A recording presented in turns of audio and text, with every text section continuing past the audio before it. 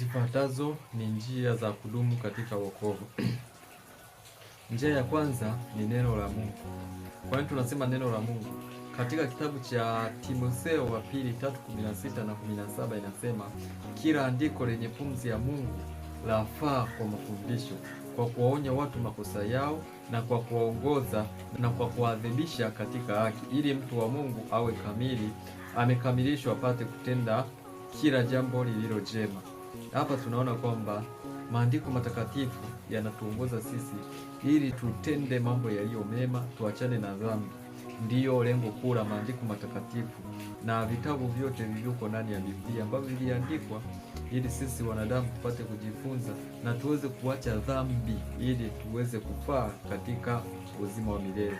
Lakini pia kitabu cha Warumi 15:4 inasema, kwa kuwa yote yaliyotungiwa kuandikwa yaliandikwa ili kutufundisha